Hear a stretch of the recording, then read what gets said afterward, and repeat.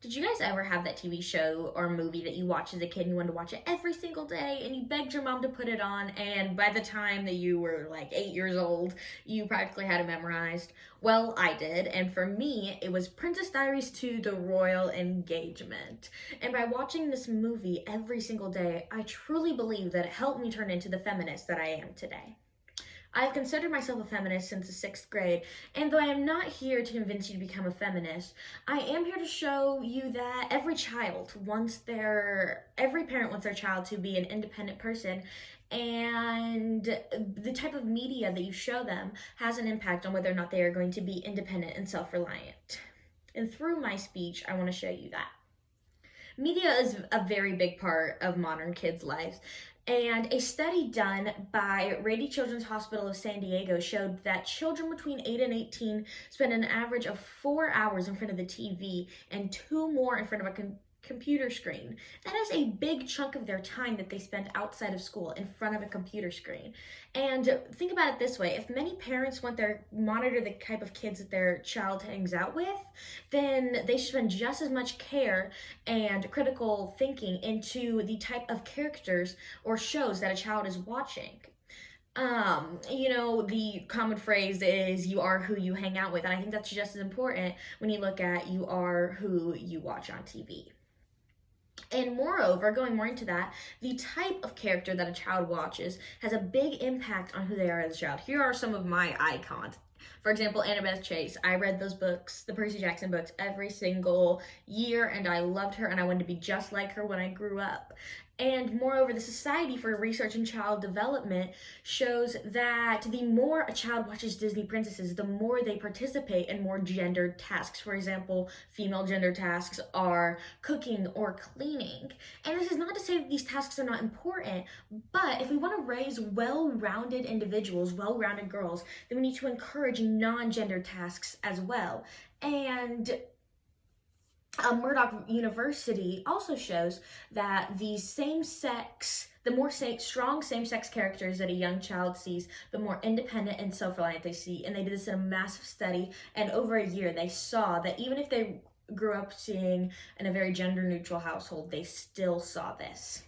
This, coupled with the fact that the Journal of Children in the Media showed that there are 66% more male characters in young kids' media, shows that men have an automatic chance to be more confident and self-reliant, where girls do not have the same odds. And there are many examples of problematic pieces of media that we see every single day. For example, in Sleeping Beauty and Snow White, the lady that gets kissed, the princess that gets kissed, is asleep, and this obviously does not have consent in it, and I personally do not want my kids raised thinking this is okay. Another example is Beauty and the Beast. Though I grew up and I thought this was a great movie where Belle was a lover of books, when you look more into it, it's got like Stockholm Syndrome. And it's really something that you have to think about when you think about the type of media that you want your kids to see. There are many things we can do to solve this problem. First of all, parents should check the type of media that their kids are looking at. Using my first example, we can see that The Princess Diaries 2 has many of the issues that we talked about, and they handle them in different ways. For examples, the main characters, who is Mia and her grandmother, are very multidimensional. They are strong-willed, and they are clumsy, and they are goofy, and they are smart, and they're compassionate. And this shows that you want your girls to grow up watching characters who are multidimensional so that they themselves could want to be multidimensional. There are other examples of movies that are great, like animated films. For example, Frozen. There are 2 strong girls who are sisters who have their problems and they fix them together. It even deals with the issue of toxic relationships with Hans, and that is totally gone into territory when it comes to Disney films. Until this movie, where she shows that this relationship with Hans was not okay, and it was something that needed to be addressed. So when you really look into depth, it really does matter. The type of media that you're showing your kids. And secondly, you can have conversations with your kids. For example, according to commonsensemedia.org, Kids through 7 through 12, quote, develop abstract thinking skills, real world experience, and the ability to express themselves. Therefore, kids are highly aware of the media they're consuming and can look in depth into it, but with our help and our guidance as parents.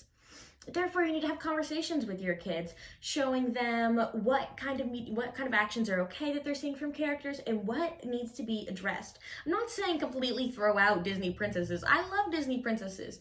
Just raise your kids to have the critical thinking to look at it. Kids are highly, highly aware of the way that you talk to them, though. So make sure you're not coming out of this from a condescending perspective.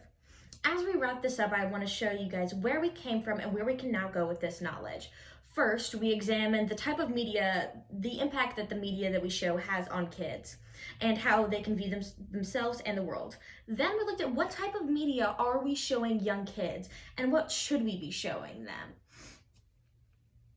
and the way that we talk to them about their media. I'll end my speech with a quote. Here's to strong women. May we know them, may we be them, may we raise them. By Unknown. Thank you.